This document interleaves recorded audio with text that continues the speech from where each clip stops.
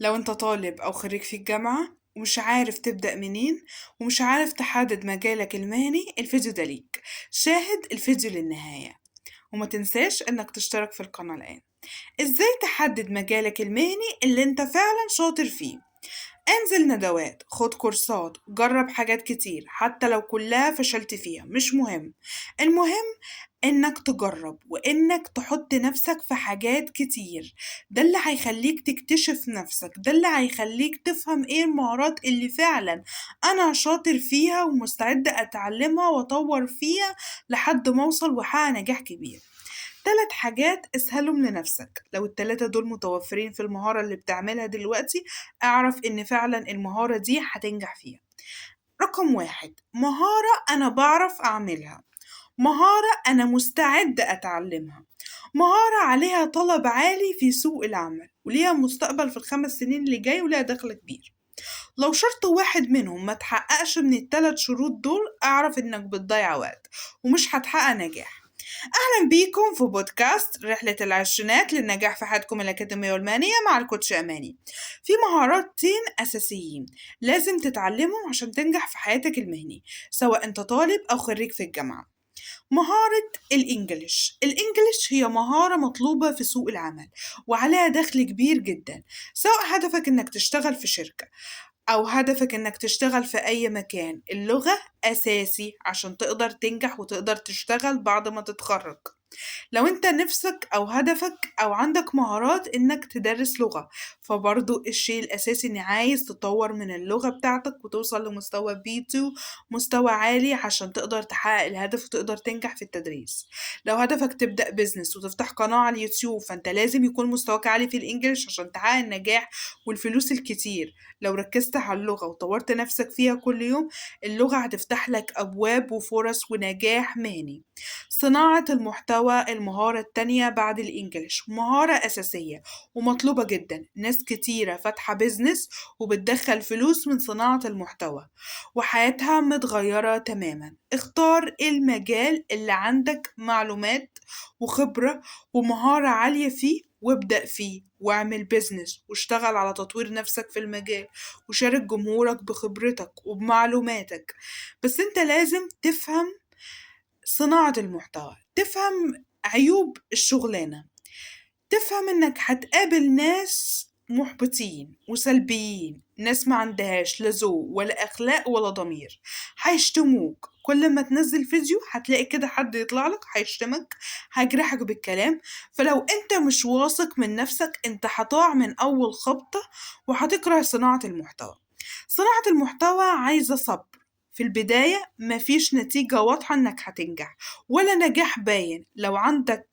لو في صوت جواك كده بيقولك انت هتنجح، صدق الصوت ده كويس واسمع له كويس واشتغل على نفسك وطور نفسك كل يوم. ناس هتقولك اصل المجال صعب، اصل الطريق طويل، اصل ناس كتيرة فشلت في المجال وما حققتش نجاح.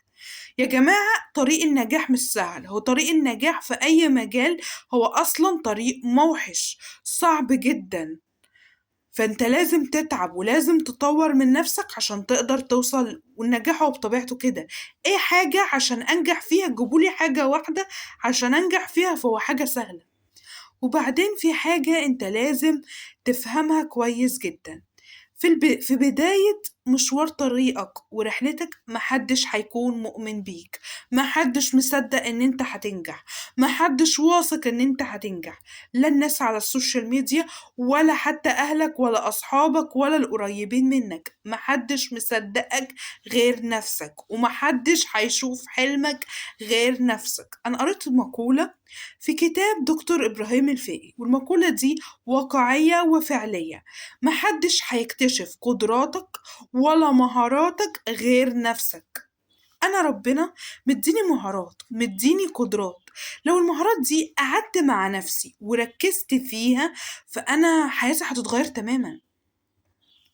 بس انت عشان تنجح، وانت بقى بتنجح وانت بتحط كده انا عايز اطور من نفسي وهبدأ من النهاردة هركز ان انا اطور من نفسي، هركز ان انا عايزة انجح وعايزة اغير الوضع اللي انا فيه وعايزة اغير حياتي.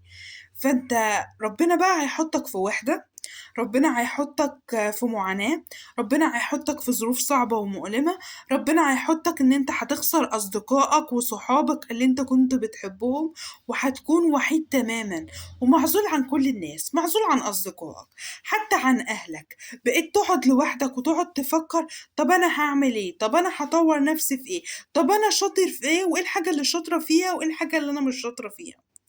فتركيزك مع نفسك وان انت كده تقعد مع نفسك وتقعد تفكر، هتبتدأ بقى تكتشف نفسك. هتبدأ تعرف انا شاطر في صناعة المحتوى، انا شاطر في ان انا عايزة ادرس لغة، انا شاطر في الحاجة الفلانية، انا شاطر في رقم واحد اتنين تلاتة، وهبدأ بقى اطور نفسي فيهم. طريق النجاح طريق صعب جدا ورحلة طويلة جدا. مفيش حاجة في الدنيا عشان تقدر تنجح فيها أو توصلها في حاجة سهلة أو في يوم وليلة أنا هوصل وأنجح، لأ. طريق النجاح صعب جدا، والأصعب إن أنت هتكون لوحدك فيه. طريق النجاح هو رحلة فردية يا شباب، طريق النجاح رحلة فردية. يعني مش هتلاقي حد جنبك، مش هتلاقي حد يسقف لك ولا يدعمك ويقولك برافو انت بتطور من نفسك، انت بتتعب، انت بتجتهد. انت وانت بتتعب وبتسعى وبتجتهد هتقابل سخرية من كل الناس اللي حواليك، هتقابل سخرية من الناس على السوشيال ميديا، هتقابل سخرية من أهلك ومن أصحابك، وكل الناس هيحسسوك انك شخص فاشل وان انت مش هتنجح وان انت مش هتوصل.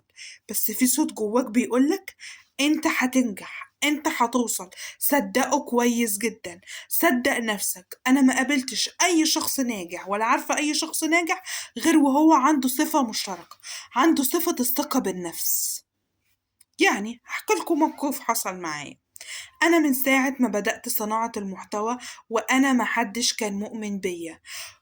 قابلت سخرية عن ناس على السوشيال ميديا، قابلت ناس ما عندهاش، من واضح من تعليقها ما عندهاش أخلاق ولا عندها ذوق. أنا على القليلة بطور نفسي وبشتغل على نفسي، وعلى ما ذلك أنا مهمنيش ولا فارق معايا أي حد ولا أي تعليق سلبي. أنا واثقة من نفسي وعارفة إن في يوم من الأيام أنا هنجح، وفي يوم من الأيام هوصل، وكل أحلامي هتتحقق. لذلك أوثقوا بنفسكم، خلي عندكم ثقة بنفسكم. ربنا ما خلقنيش وما خلقناكش بفراغ، كل واحد ليه قيمة، ليه قيمة وليه رسالة وليه تأثير. إن أنا ربنا خلقني عشان أعملها، إن أنا ربنا خلقني ومديني قدرات ومهارات، إن أنا لو استغلتها وحطيت كل طاقتي وتطوير لنفسي فأنا حياتي هتتغير. ربنا خلق الإنسان ليه؟ خلق الإنسان عشان يترك أثر، خلق الإنسان عشان يقدم قيمة ويقدم حاجة مفيدة، خلق الإنسان عشان كل واحد فينا ليه رسالة في الحياة، كل واحد فينا هيقدم قيمة وهينفع الناس وينفع المجتمع، وكل واحد عنده علم وعنده مهارات. يعني أنا دلوقتي عندي مهارات إن أنا بشاركك بمعلومات هقدر أفيدك، هتقدر المعلومات اللي بشاركك بيها هتقدر تغير من حياتك. ف... فغير ان انا هنجح في صناعة المحتوى هدخل فلوس لما انت تشاهدني، انا كمان هقدر افيدك واقدر اقدم القيمة امام رب العالمين. لذلك اوثقوا بنفسكم وركزوا على حلمكم، واذا ما في صوت جواكم بيقول ان انت هتنجح، ان انت هتوصل، انا هنجح اوصل، صدقوا نفسكم. ناس كتير هتقولك أصل الطريق صعب، أصل الطريق طويل، أصل فلان فشل. ملكش دعوة، اسأل نفسك سؤال واحد. أنا دلوقتي لما بصور محتوى، لما بمنتج الفيديو، أثناء لما بشتغل صناعة المحتوى، هل أنت حابب المجال؟ لو أنت حابب المجال كمل فيه وملكش دعوة، لا لك دعوة بكلام السلبيين ولا كلام المحبطين. أنت لازم وأنت برضو داخل مجال صناعة المحتوى لازم تترك حاجة. انت اثناء ما بتنزل، اثناء ما بتطور نفسك، اثناء ما بتشتغل على نفسك، فانت لازم يكون عندك مهارة صلابة وقوة. انه اثناء ما انا بصور محتوايا هيقابلني ناس منتقدين، هيقابلني ناس ما عندهاش لا اخلاق ولا ذوق، هيشتموني وهيجرحوني بالكلام. فلازم يكون عندي الصلابة والقوة ان انا هكمل وان انا قوية وهكمل في مشوار احلامي.